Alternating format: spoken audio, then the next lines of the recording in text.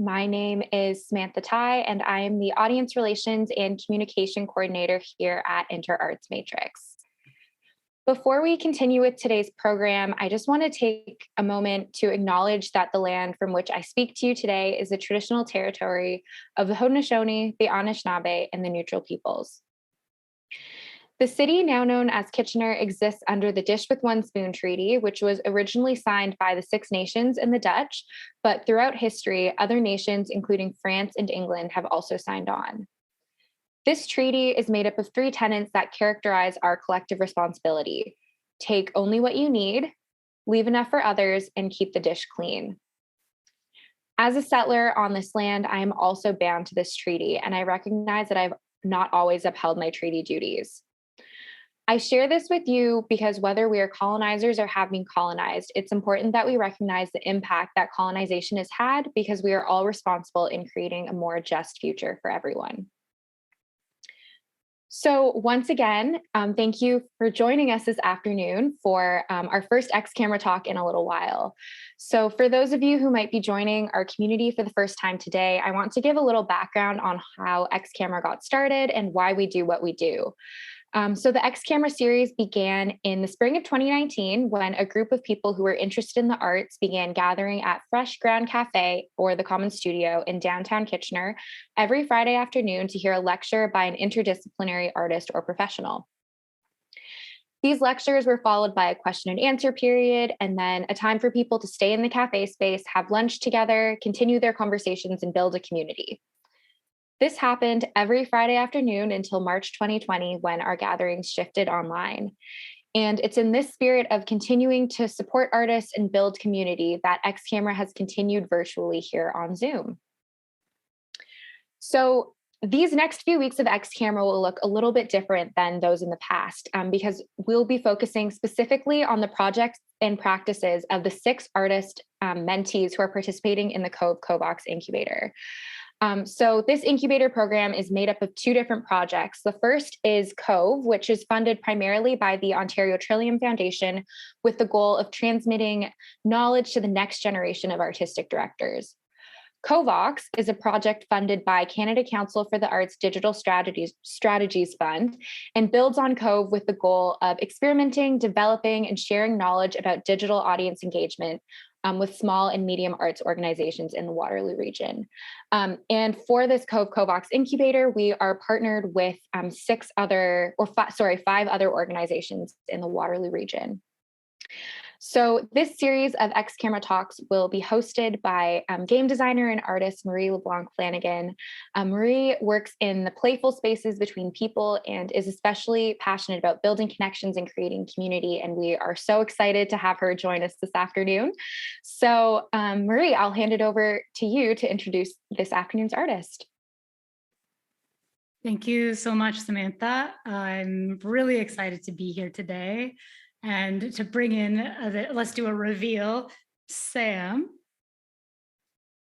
Ta-da, Sam Mercury. Sam's an emerging artist and playwright, is a magical human being doing very interesting art, and I'm really excited to hear about Mixture.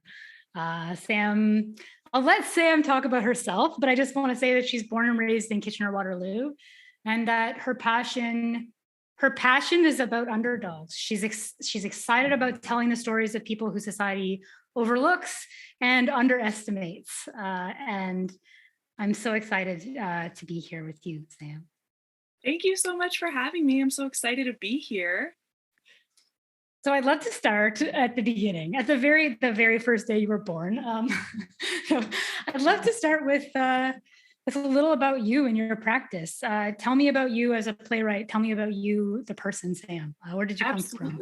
Absolutely. Okay, so like Marie said, I was born and raised here in the Kitchener-Waterloo region. I grew up here. I am currently, let me be vulnerable for a second. I'm Zooming from my childhood bedroom, so the roots are strong. The roots are very, very strong.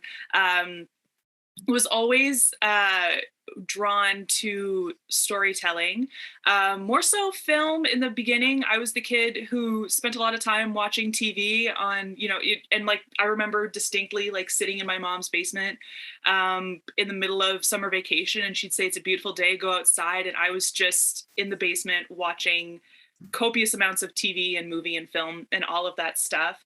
And then once I got to middle school and then eventually high school, I got my hands on plays and acting for the first time. And that was it. That was the bug. I can take you to the exact spot in the Registry Theatre in downtown Kitchener where I knew that I would be an actor for the rest of my life. And being in plays and experiencing live audience reactions to what I was doing was just such a, I mean, like I'm sure there are other artists in the talk here today who I don't have to expunge anymore on what that's like.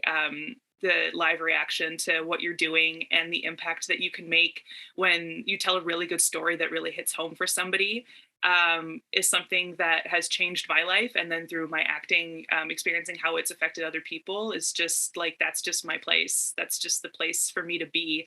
And it's partly why I am so into telling stories about underdogs, because, I noticed that as much as I love stories about cis white men overcoming certain obstacles, some cis white men, not all of them, some of them,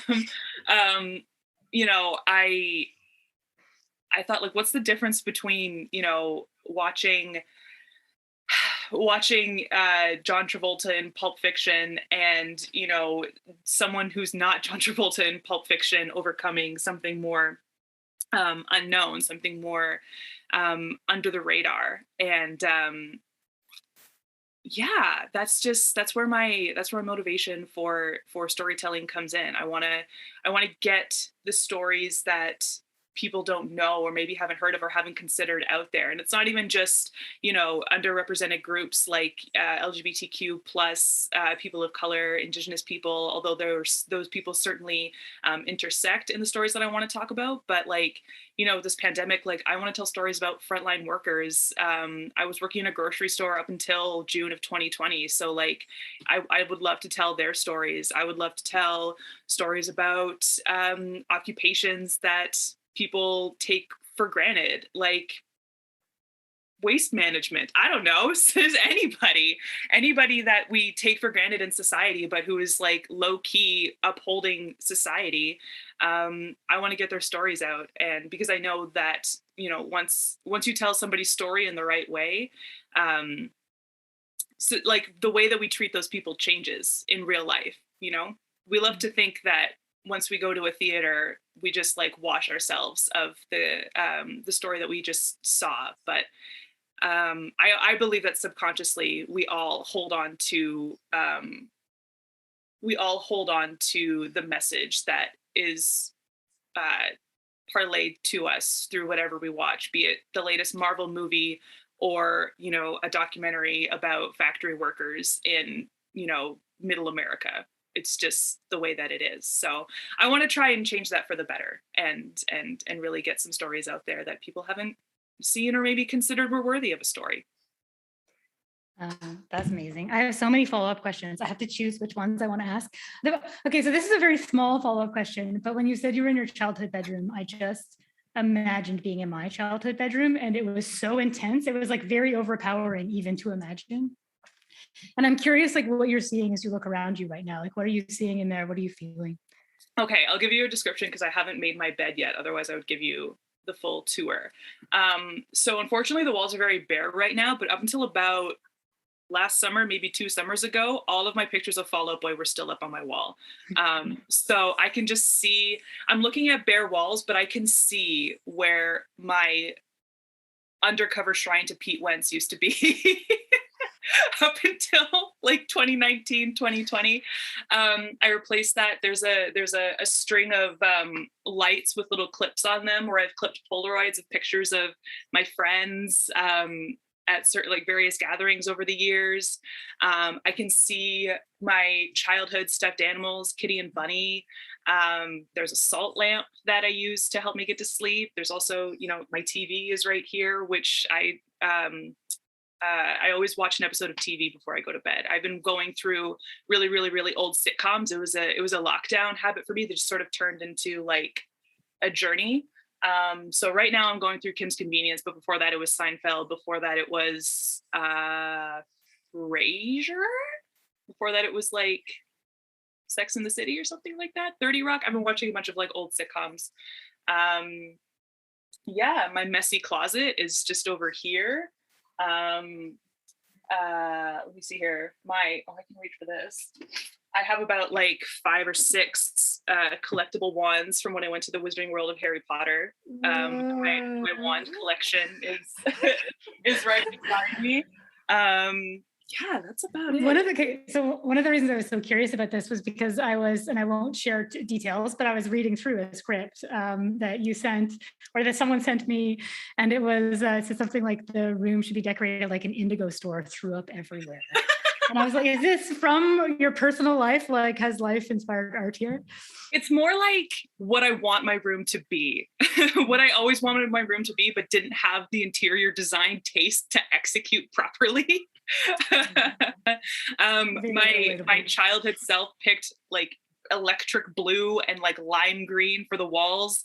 So that's a very hard aesthetic to execute when that's sort of like the foundation for your room. But yeah, I would love like string lights everywhere, those like fuzzy frilly pillows that you see in like indigo stores everywhere, and like matching IKEA furniture, and like, yeah, all of the lots of like string lights everywhere. Yeah, that's the dream. That's the goal. A nice light is the dream. My next question was around, so like there's this moment you're working in the grocery store, you're an essential worker, it's COVID, but somehow you've come from that moment, which is a beautiful moment in time, to this moment where you're working on this play, like you're deep into this art. Can you tell me about that transition? Mental illness, babes, mental illness. Working at a grocery store was never supposed to be like such a consuming part of my life. And then when COVID hit, it was just sort of this wake up call that was like, you've been here for too long. Like you need to hunker down and, you know, be the artist that you always wanted to be, or it's a wrap. Try and get a management position, you know, buy a bunch of stuff, move to Florida and die.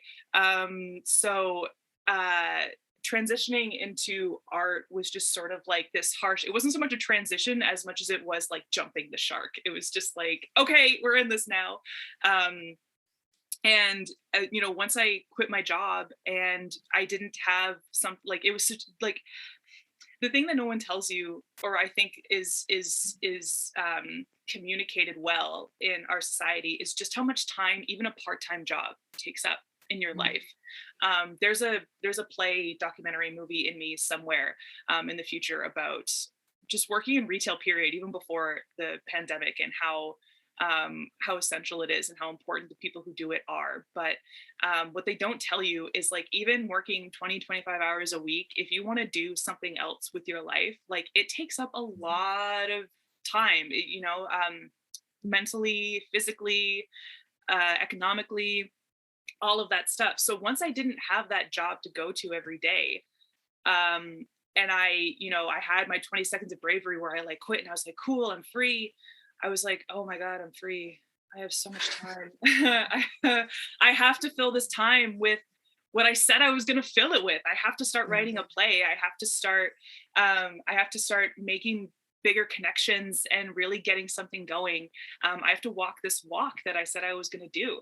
So that's where, thankfully, my mentor, Pam Patel in COVOX, kind of like swooped in and saved the day, because not long after I had that realization was the first, arts exchange program with mentee Space. And that was how I was able to meet my partner, Alton, who I wound up writing Mixter with. And thankfully from there, it just kind of snowballed. So huge love to mentee Space, and just like the arts community in KW in general. They really, they really showed up as my people and held me up during that time. So community was everything in this shark jumping that I did from essential worker to playwright. Yeah, Pam has like the kind of energy and strength that is just I don't know, inarticulable. Like it's just like this bubbling upwards of like lifting you up, supporting, bringing energy, bringing vision. Yeah, she's really incredible. Yeah, and a there's huge been so many asset times where like, I think all hope is lost, and then Pam just comes in and she's like, I got you. I know exactly what to do. And I'm like, thank you. Thank you so much. And she speaks about you, she speaks about co-mentorship, about learning from you and it being a mutual thing. So I don't know, it seems that's like very generous of her. I don't know what she's learned from me, but I hope it's good. I can think of some things that like I'm learning from you right now. Okay, yeah. So there's this catalyst. You quit your job, you launch out into the world, you're writing this thing. Like that. I mean, you kind of glossed over it, but this moment from like quit job to writing is like actually like terrifying, like you're standing above an abyss where like you can sink down into that. And there are like a lot of feelings that I think every artist deals with, about feeling like an imposter or feeling like you can't do it, like you've made a mistake.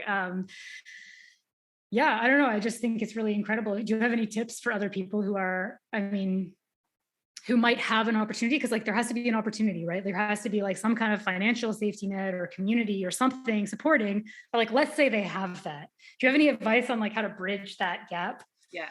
First and foremost, I do have to acknowledge my privilege. I mean, I am very fortunate to have a mother who loves me and supports me. And, quitting my job was very scary, actually, because when I was 15, my mom told me, like, you're going to get a job and you will always have a job if you want to continue living here. Not so much when I was a minor, but once I was 18 and in university and stuff like that, she was like, if you want to stay here and not pay rent, then you have to have a job. So when the time came when I realized that I couldn't be at that job anymore, there was a very emotional exchange between us where I was like, listen, I can't do this anymore. Like, it's not even just like a spoiled little brat living in her mommy's house saying, I don't want to work. It's like, this is unprecedented. This is ridiculous. And I should have done this a long time ago. And fortunately, she was very supportive of me and, lets me stay in her house while I figure all of this out. So I have that, like you said, that safety net. And not everybody is so fortunate to have that. So I acknowledge that. And that is a huge thing that allows me to do what I do. But I will say, if you are going to do anything similar to what I'm trying to do, your community is everything. You have to let people know what you're doing, and not even just in like a social media managery, like, put it on your story and brag about it kind of way. But you have to have friends. Like you have to know people. You have to get out. You have to meet the inter-arts matrices. You have to meet the Pam Patels. You have to meet, all of the artists who are coming up in these X Camera talks who are a part of this. Like, I have gained so much by knowing them and being able to call them, friends and colleagues. Having a community around you where you can even just bounce off ideas off of each other and talk. It's a huge help in just and even like getting an idea for what to make art with in the first place. One of the shows that I watched in between sitcoms actually was that limited series that Fran Lebowitz did with Martin Scorsese called Pretend It's a City. And one thing that really stuck with me that Fran said was like, what you have to understand about artists is that like half of art is hanging out. it's hanging out with each other. And I was like, yes, that's so true. Like most of the ideas that I've had or the projects that I've been so privileged to work on are because I'm pals with artists, and we talk and we keep in touch and we check in on each other, and we attend stuff like X Camera Talk where you can hang out in the chat and watch other artists and get a vibe for what other people are working on right now, and then follow up with them. and make that bold jump to email them or DM them on Instagram and say, hey, I really like what you're doing. I want to do something similar. I have this idea. Like, let's figure it out. It is so important. Like, that's like my I will die on this hill like point, is just hang out with other artists, meet other artists, build a community that will support you, and check in on you if you go ghost for too long, and yeah, hang out. It sounds like nothing, but I have gotten so far by just hanging out. Yeah, no, there's two things there that I really, really deeply resonate with. One, this idea of like the important work happening in the non-work times, like this, even in COVOX, like my job is knowledge mobilization. And I was trying to think, how do we create this space for people? Like, how do you make space that's not really space with any kind of goal in the time of COVID, in the time where we can't just like, I mean, I was looking at like renting a pool. You can rent pools by the hour. And I was like, what if I rented a pool and then just let people come and swim? Or like, what if we all went for dinner? But like, it's so complicated right now, but it's so important. So I love that you talked about that. And I love the talking about community. Like for me, everything that I have gone in my art career has been because of people. Which is exciting and also terrifying because, as an introvert and as someone who's neurodivergent, making relationships is not always easy. Like I don't always know what's the right thing to say. And I'm like trying so hard. And then sometimes I say something that really offends someone and I'm like, oh no, oh, no. I misstepped. So it's like this building of community though is like, that's what everything good that has ever happened for me has come out of that, out of somebody doing something kind for me, opening a door, making a connection. Which I think you also mentioned this act that you do of reaching out. Hey, I'm Sam and I'm a playwright. Like that is like a huge, like I'm Sam and I'm a playwright. And then someone's like, do you know a playwright? And I'm like, yeah, I know Sam. And that's the other thing too. That's the other like crazy thing that has helped me so much is just like giving myself the right to have that title. Like if anybody is watching right now and you have like a journal entry that you think could inspire a play, you're a playwright. Okay. So next time you sign up for anything, you're a playwright. As far as you're concerned, you're a playwright. Unfortunately, I have found very little people will check you on it. I was so terrified of calling myself a playwright because, especially as a woman and a woman of color, whenever I express interest in something, I'm terrified of the comic book nerd gatekeeping habit of like, oh, you're a playwright? Show me 3 of your plays. No one does that. No one does that. If you have the gall to call yourself a playwright, people will be like, wow, she's a playwright. Sam's a playwright. She's a playwright. Have you met her? She's a playwright. This is another playwright. You should meet this playwright. I'm like, cool. And now I have a play. And now if anybody does want to pull that with me, then I do. But part of it started with just like calling yourself what you are. If you're a playwright, you're a playwright. If you have ever wiggled around to a Dua Lipa song, you're a dancer. If you have ever made somebody laugh, you're a comedian. Start there. If you want to do it, just call yourself it. That's the beautiful thing about the arts is you actually need very little credentials to say that you are who you are. So just take that and run with it. Just run with it. I'm completely on your side in this. Yeah. Be what you are. You're like just go, just be it. But not a surgeon, please. No. If you want to be a pilot, don't go to school. Don't listen to me. Go to school, please. It's funny though, I wonder what is anyway, but I don't want to go too deep in that because I want to ask you about your work, but I am like now starting to trail on a thought is or what are the distinctions here? Because they're equally important. It's just like something around people dying maybe is the yeah. If you're gonna take somebody's life in your hands, maybe go to school and learn how to do it with precision, please. I beg you. Yeah, but tell me about your project. Tell me about Mixter and what is it? Yes. So like I said, one of the sitcoms that I watched and fell in love with when I was in lockdown, trying to just maintain any semblance of stasis was Frasier. I watched a lot of Frasier, and the crazy thing that got me about Frasier was it's theater. Like it's and especially in quarantine, the big problem with thespians was you know, how do we do what we do? Because liveness and being in the same room as a bunch of other people was so crucial to what we do.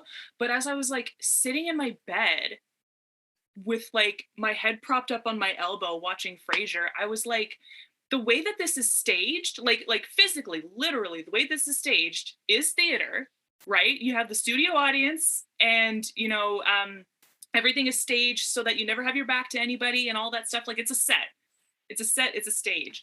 And then the storylines. Frasier is so, I mean, like I remember being in university, and we in one of my acting classes we studied She Stoops to Conquer, which is a farce, and I fell in love with the setup. I love when a bunch of people have a bunch of different information and it's causing chaos. And then watching Frasier, I was like, this is farce. This is like one of my favorite episodes is when like Daphne's ex-fiance comes to town and tries to win her back, and she lies and says that she's married to Niles, and she has to get everybody in on the lie, but the problem is that more people keep showing up. Like at first it's just her and Niles, and then it's her and Frasier, and then they have to loop Frasier in, and then Marty shows up and they have to loop Marty in, and it's a whole big rigmarole because Raj shows up and falls in love with the guy and all this stuff. And I was like, this is theater and I love this and I want to write something like this. So you know, sitting at home, quit my job, have to figure out what to do. And I had always wanted to write something semi-autobiographical, because I felt like if I wanted to tell stories about underdogs, I should probably start with myself. I've always, I've always been an underdog, blah, blah, blah, artist, blah, blah, blah, weirdo, blah, blah, blah, misfit. Wait. Yeah. Tell me more. I want to hear more about this. About me being a misfit? Yeah, like how did you feel weird? Because I feel like a lot of artists are like, I'm a misfit, I'm weird. What was that like for you in real terms? You don't have to go into your trauma if you don't want to. I'm not No. But yeah. It's not traumatic. It's just, you know, in high school, I wasn't any sort of like one thing. I did drama, but I was also like, I hung out with like 5 or 6 other weirdos who were just sort of floating around. I didn't have a label. You know how you've got like smart kids, popular kids, like stoners, you know, like burnouts, all that stuff. I didn't have anything like that. I kind of floated around groups all throughout high school, never really sticking out, but never really fitting in.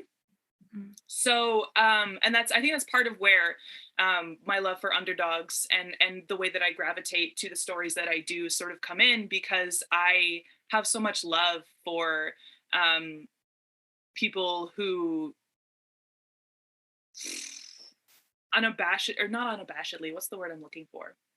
People who just get by, you know, like another one of my favorite movies is Napoleon Dynamite, and like so many people hate that movie because they're like, it's about nothing, I don't know, and I'm like, no, you don't understand, like this is just a glimpse into the everyday life of anyone. They could have picked anyone, and they picked a weird kid in you know, middle America, but this is just like a day in the life of somebody else who's not me, who doesn't wake up the way that I wake up and go do the same things that I do. So that's where my and I related to that so much growing up, just as someone who doesn't stand out, but that doesn't mean that I don't have a story to tell. I don't have, you know, things that would interest an entire audience. So when it came to, you know, what I wanted my first like play to be about, I was like, let's look at myself. And then I started thinking about, you know, how I grew up. I'm biracial. My dad is Black and my mom is white. And, you know, I started examining certain interactions that I had growing up, and interactions that I thought were normal. But then when I would like explain them to people or like tell stories with people, they thought it was weird. And I started doing more research on, you know, the biracial experience and the experiences of people who grew up like me. And I was like, there's something here and no one's really talking about it. And then the more I realized that people weren't talking about it properly, the more mad I got. And then I was like, okay, I have feelings about this. This needs to be something. This needs to be a story.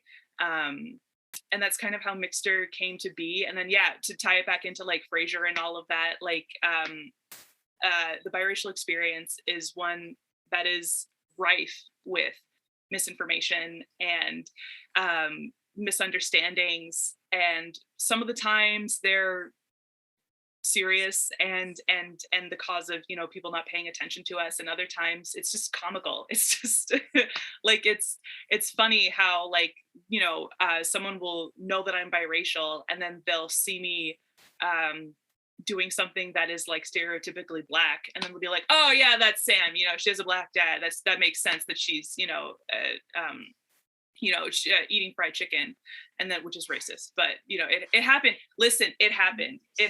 One time in high school, one of my friends came home and there just so happened to be a bucket of KFC on the counter, and she was like, of course, Sam's Black, of course there's a bucket of KFC on the counter when I get to her house. If only you knew there was also almond milk in the fridge, bitch. So we contain multitude. Yeah. And those stack up, right? I mean, like, you have a lifetime of those. Moments. Yeah. So as soon as I realized that I had a lifetime of these moments, and then I met Alton, and we would just talk about our experience. Again, artists hanging out. We're becoming something. We would just hang out and talk about our experiences growing up. He also is a KW native. And we would laugh, and also sometimes, you know, get really, really serious about some of our interactions. And we thought, like, and I was like, you know, I love farce. I'm really into farce lately. Like, let's write a farce about being biracial and balancing those two worlds, you know, being on that, you know, it's a bit of a trapeze walk being biracial. So let's write about it. It's a really powerful thing to find someone that reflects your experience in different ways, like someone where you see these threads, and it's, I don't know, I've never collaborated with someone who I shared that with, and I think it sounds like it would be so powerful. Yeah, and at first I didn't think it was going to happen. Props to Pam Patel, because when I applied for the first arts exchange and like in my application was like, I want to write this with somebody who's biracial. I was like, good freaking luck, Pam. I've never met another biracial person, let alone artist, you know, let alone playwright specifically.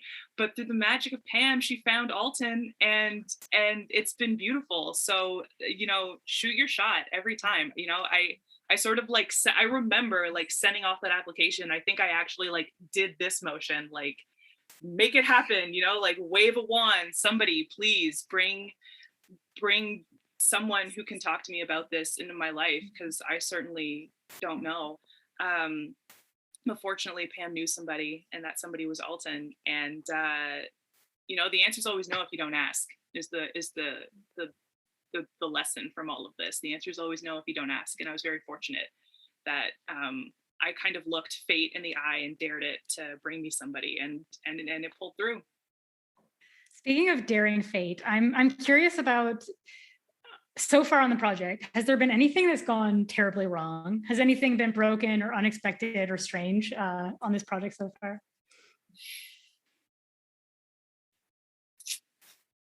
I don't think so. Nothing's really coming to mind. I mean, if you talk to me in May when our workshop happens, I'm sure. I'm sure I'll have some stories. I mean, COVID is already such a problem, period, that like there's not much that you can throw my way at this point that's that can really shock me. I'm prepared for I'm just prepared for problems always. Excuse me. I will say though, one huge caveat that that is really like, you know, kind of like burning on the back stove in my mind all the time is that Alton and I wrote this entire play never having been in the same room before. I have not laid physical eyes on Alton Wilmot this entire time that we have written it together, and that's probably been the biggest block. It's not impossible to conceive of this entirely virtually, to conceive of a whole play and, you know, get the ball rolling.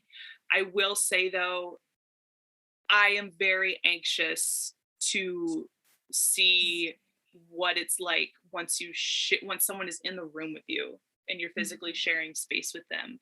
Um, because the way that we are virtually, when we, you know, I have everything around me that I need to be comfortable right here, right now. So I can present to you the best, most comfortable version of myself as I physically This can. version, like the one that fits in a frame Exactly. and chops out the inconvenient parts. Yeah. Exactly. Like before all this, I took like certain like doodads off of my dresser that could like potentially ruin your perception of me. But once you're in a room and you're with a bunch of other people and you have to be responsible with your energy and how that affects their energy, it's an entirely different thing. So no huge problems as of yet, but I do have anxieties. I mean, I always have anxieties. I have anxieties. So like I will always have anxieties, but regards to this play, like that's the biggest thing in my mind is like, what am I going to do with all of this energy once it's with actual people in an actual room and I can like touch them and feel them? Yeah. I mean, that's a powerful question. So I want to ask you about one of the things this project COVOX, it's this mentorship, capacity building, partnership. One of the big things that we were exploring is something called digital audience engagement, which we're exploring and defining at the same time. Like we're exploring, okay, what is digital? What does it mean? We explored a whole bunch of technologies. What is engagement? What are audiences? And one of the parts of your project is defining that and making a plan. Is this something you've thought about? We talked about this when we first met, like when it was still snowy last year, in the last year that passed. I'm curious if you have new thoughts on digital audience engagement, whatever that means to you. You know, it started out with just like my play. My play involves a lot of like texting and like literal digital engagement, like, you know, FaceTiming, texting, phone calls, all of that stuff. So one of my big questions was like, how can we portray that on the stage in a way that doesn't alienate our viewers? Because, you know, I've been a part of plays, I've watched plays where phones are important to the characters. And different people have tried it in different ways. But you always feel a little out of the loop. You know, just like how if I were to pick up my phone right now and start doing this, you would feel a little bit cut out. I do feel cut out. I'm yeah, like, Sam, exactly. come back. Exactly. So when you see this on the stage, how do you, like, you feel cut out, and how can I eliminate that cut out feeling? Because the digital world is just a fact of life now, and as any play that takes place in our current day and age, it's impossible to not include technology in some sort of capacity. But how do we keep that, especially in a farce where there's a lot of dramatic irony and the audience knows stuff the characters do not? How do we keep everybody included while also being real and saying like this thing that is naturally exclusive to someone, this, like, you know, when you see someone in real life scrolling through their phone, you're cut off from them. How do we make that inclusive but also realistic at the same time? And that's just my big question for theater overall, is like even in certain like art installations that I've seen, not necessarily plays but just like exhibits, it seems like sometimes the performer is the only one having fun with the technology, and I leave thinking, good for you, I'm glad you had fun with your projector. I feel left out. Yeah. This feels very self-serving to you. And as an artist talking to another artist, I'm happy for you and I'm proud that you made these discoveries and came through with this stuff. But this feels a little self-serving. It feels a little bit like you wanted to play with this technology and I'm just sort of a casualty in all of it. So inclusivity, inclusivity is like the biggest thing for me, is how can we include technology without, you know, cutting out our audiences in any sort of way? And I feel like no one's asking that question because we as artists are so like this is so cool. I'm having so much fun trying this thing out. And then you invite an audience and you forget that like you have to include other people in it. Yeah, we're like shiny new technology. Shiny Yeah, and toy. we talked a lot about this tech stuff last year, and I remember we talked about like television shows where it like pops up on the screen, because it feels more real to have the words pop up on the screen next to the character than it does to have a character look at a phone, because when you're looking at the phone, it doesn't feel like looking at a phone in a way. Yeah. But I also suddenly started thinking about plays that I saw when I was a kid, I don't know, a long time ago. People might have letters, and I was thinking about the way that they present letters when it's a play, like somebody's reading it out loud in a funny voice normally, like it's like the letter writing and the letter receiving is integrated. But this must have been a similar problem that people encountered when people started writing more letters and they wanted to put it in plays. Yeah, totally. Or even just having I it's a little cliche, but I love it when someone's reading a letter out loud and then the person who wrote the letter sort of takes over the narration so that their character can say it in their way, in their tone, the way that they meant the letter to take over. It's so corny, but I mean, like, it gives the character the power to parlay what they meant, you know, because the way that you read a letter it is different than how a person may have meant it. It's sort of the original text message in that way. So yeah, just exploring that and just trying to make it as inclusive as possible, because I hate it when a character has a phone in a play and then they're like, what's this? Timmy's lost in the well, we gotta go. Like, it doesn't work. Okay, so we've reached the end of when I get to ask you questions. I'm going to keep asking questions if people don't have questions, but this is where we're going to open up the questions to the audience. Hello, audience. I'm looking at the chat. Hello. I'm going to remember to keep looking at the chat. So please jump in with questions in the chat, or maybe it's okay to unmute yourself. I'm not sure. We haven't ironed this out. Maybe we'll let the first person unmute themselves, and then if they talk too long, then we'll make the next people. Does anyone have a question? Do you want to jump in? Taking a look. Okay, because I have more questions. So while we're waiting for those questions to formulate, okay, one last question about digital audience engagement, and then something else. But yesterday I had a realization that I hadn't had until now in this project, despite thinking about this so much, that like maybe one of the core things about this digital audience engagement is often that the audience is part of the art. So like, for example, in your case, the audience would be giving prompts or like texting prompts to you, and then that would get integrated into the play, that this is like actual engagement, like they're actually part of what you're doing.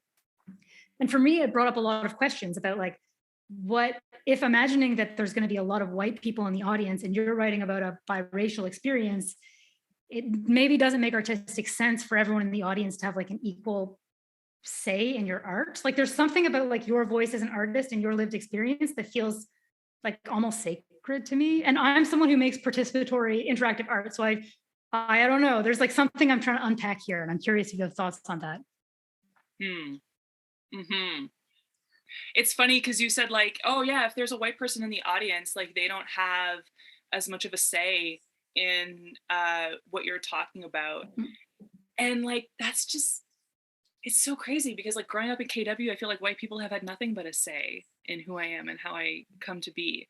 So I feel like there could be an interesting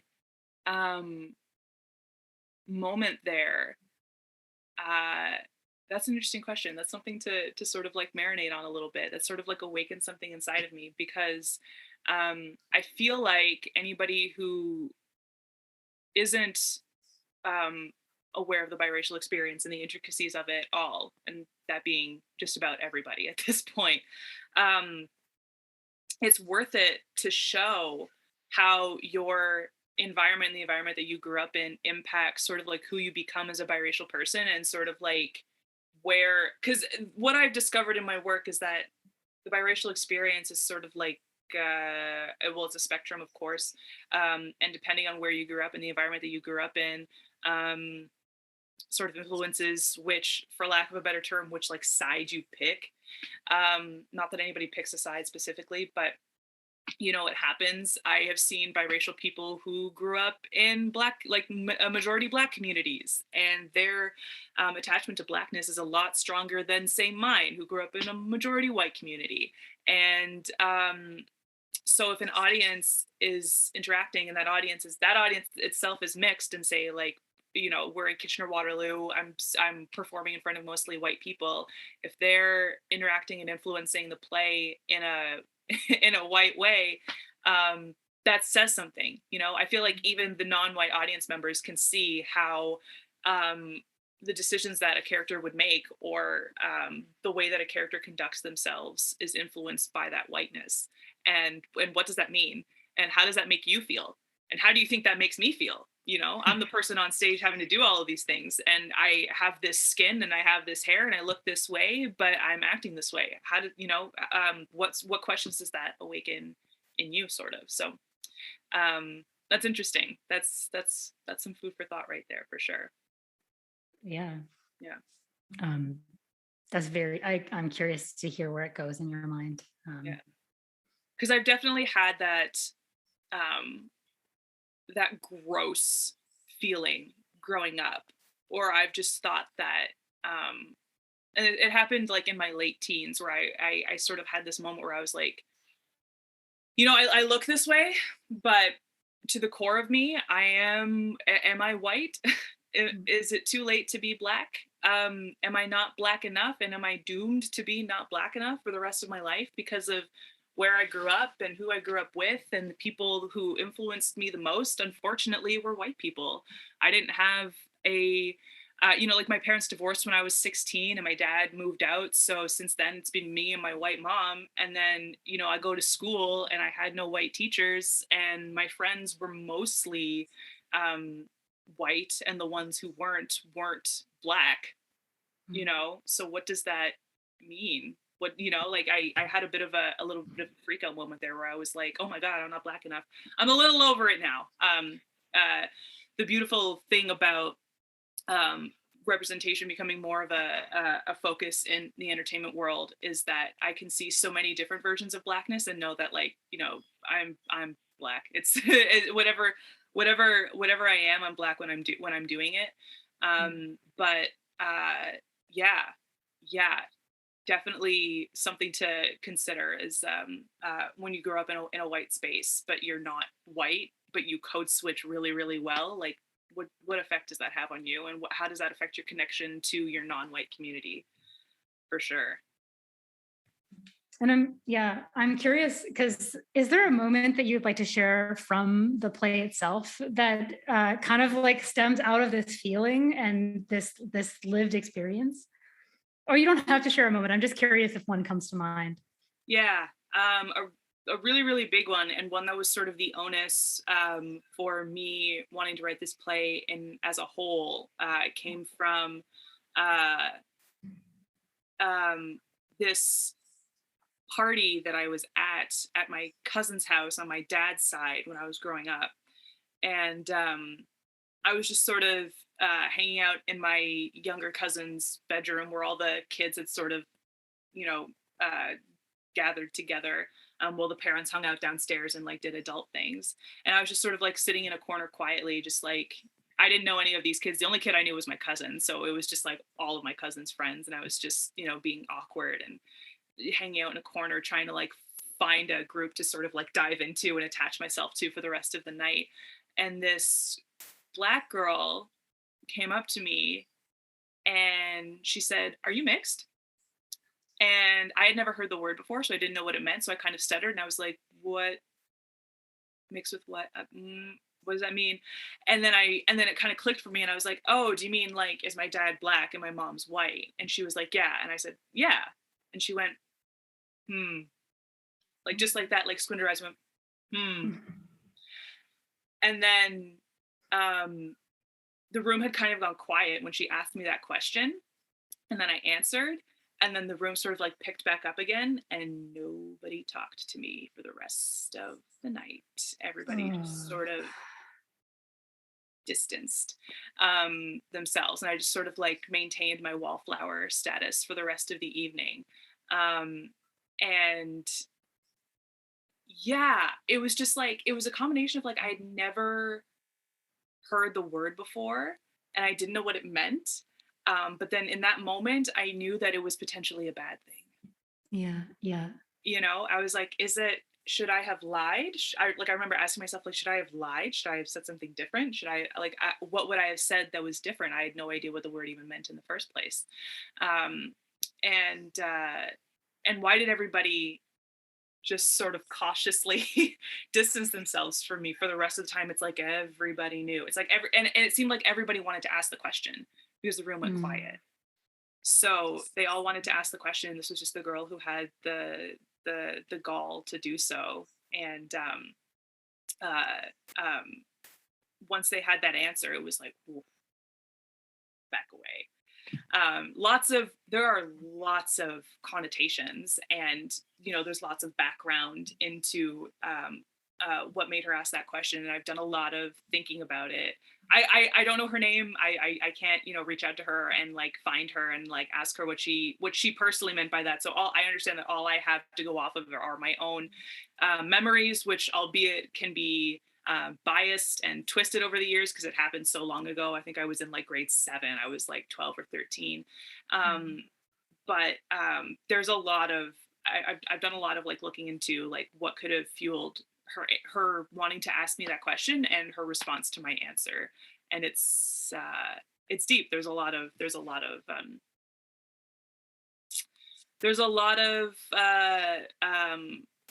impressions that maybe even she didn't know that she had, that were impressed upon her by her own parents, that could have led to that question. And I just want to, like, that's part of why I wanted to write Mixer, and why I wanted to just sort of like tell a biracial experience out loud and so plainly, because I feel like it's an experience that people know about, that people know exists, but it hasn't been defined and it hasn't been well told. From what I can tell, I know that there's the Kenya Barris show Mixter, which is a spinoff, Mixed-ish, which is a spinoff of Blackish, the popular ABC sitcom that ran for 2 seasons and stars Tracy Ellis Ross. But even that, I found, didn't do a really good job of like illuminating what we go through in regards to our racial experience, period. And that sort of mysticism only creates ignorance, and it leads to questions like the question that girl asked me and reactions to it. So I just want to, bare minimum, demystify it and just say, like, this is my experience. This is what I go through. This is how we feel. This is what makes us laugh. This is what makes us sad. This is, all that sort of stuff. So, yeah. Yeah, and you do it with stories, which is so powerful. Like the story you just told, for example, like I learned something new in that story, like something that I would not be able to articulate because the thing I learned is embedded in the story, like I actually couldn't repeat what I just learned there. But yeah, that's hard. Kids say things, they reflect their environments, and they can like truly shred you to your soul, like they can invoke something and just explode you inside. In like one sentence. That's all it takes. Just one sentence. And you're like, oh my God.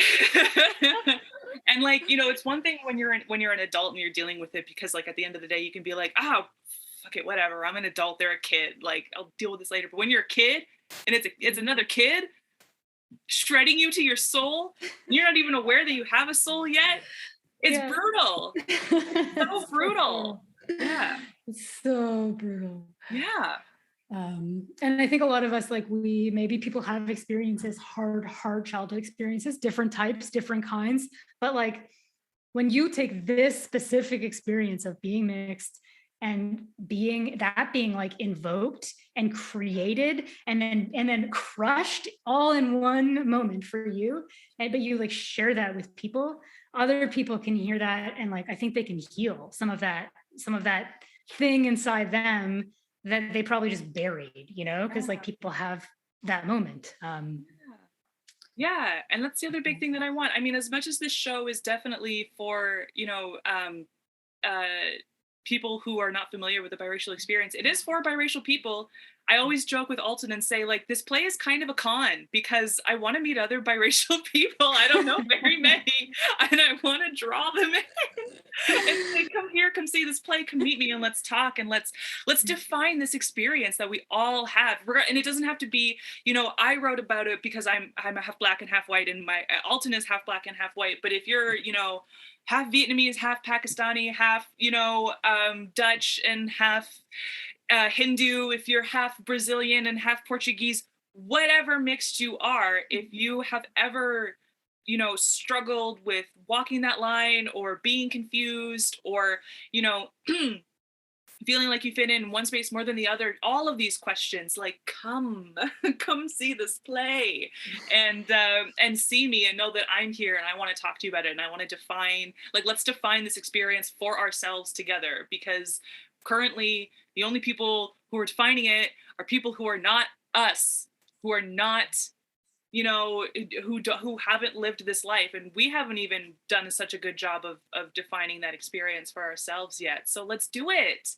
Let's talk about all the tragedy, but let's also laugh at the absolute silliness of it, like the ridiculousness of the multitudes that we contain when you are steeped, like deeply steeped and equally steeped in two cultures. What is that like?